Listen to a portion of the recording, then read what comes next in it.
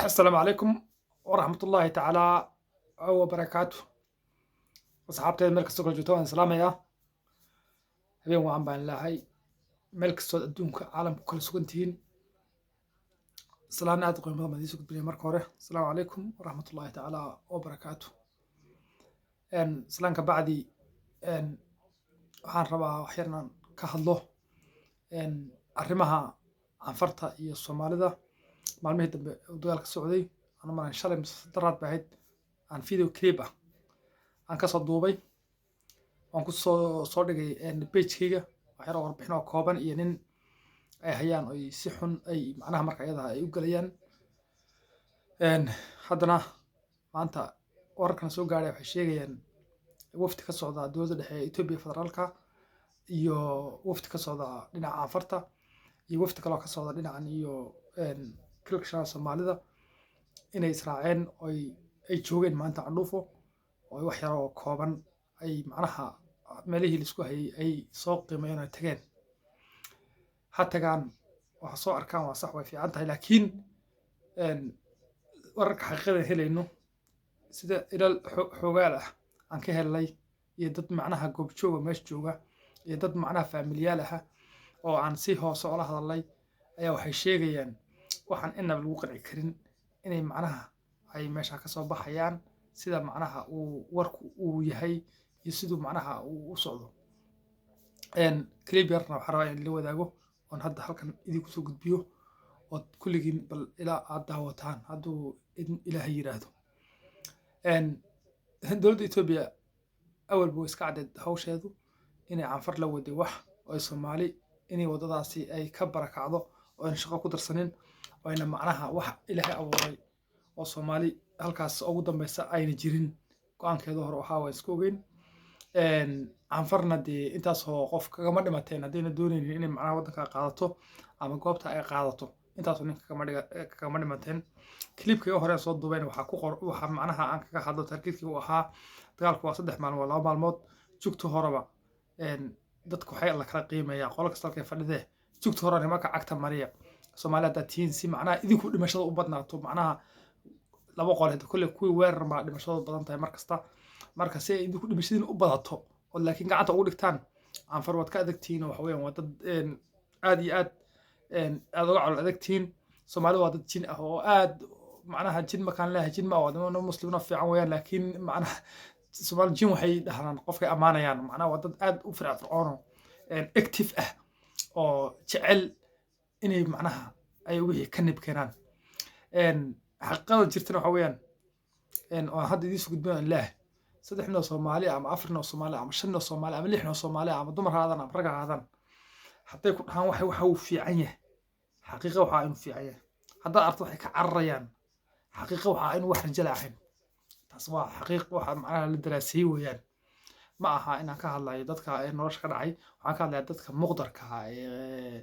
dad waxaan leenahay aad u qiimo badan oo culimaan leenahay waxaan leenahay dad aqoon leh oo waxa weeyaan aad iyo aad waxa weeyaan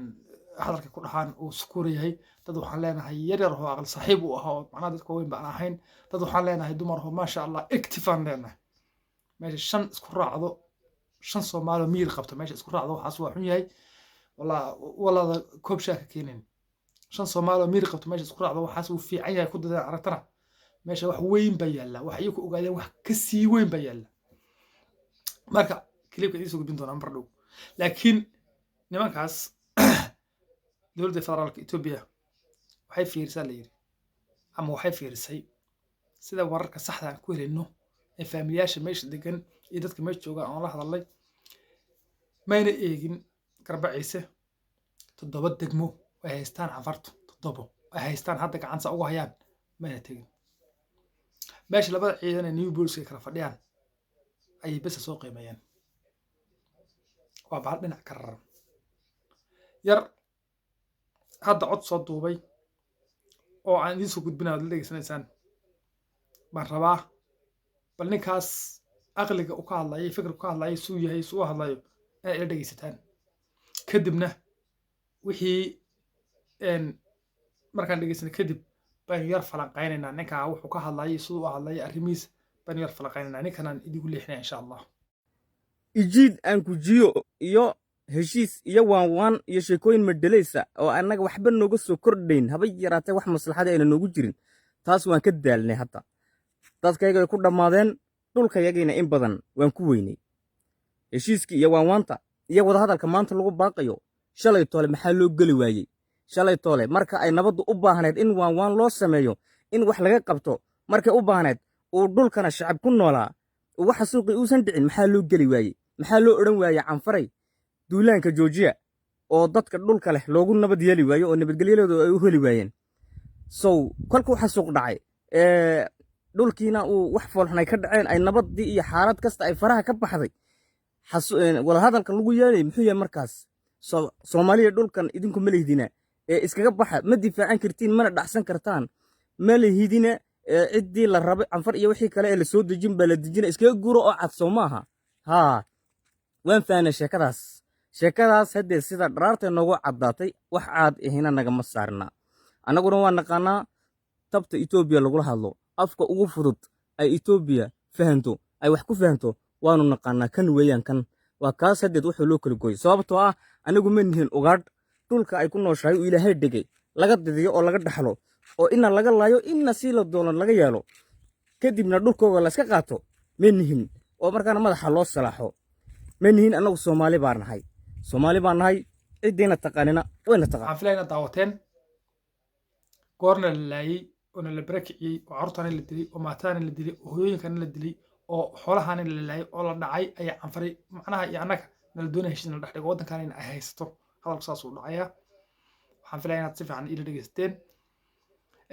waa runtiis canfar waxba lama yeelin afar nooc ciidamo oo kaga dhimatay hadda ciidamada new bolis marka isleeyahay kaga dhimatay maahane intii la duulay canfar reerkooda lama gelin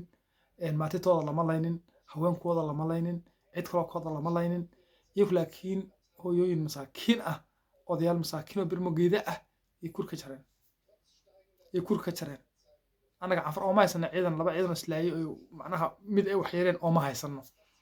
laakiin waxaan u haysanaa dadka birmogeedada hooyooyinka carruurtaha odayaashaha si ay ogoleen baan macnaha aad uga xunay haddaan soomaalinahay aan u jirdanqanaynaa oo anaa ogoleen oo anaan raalli ka ahayn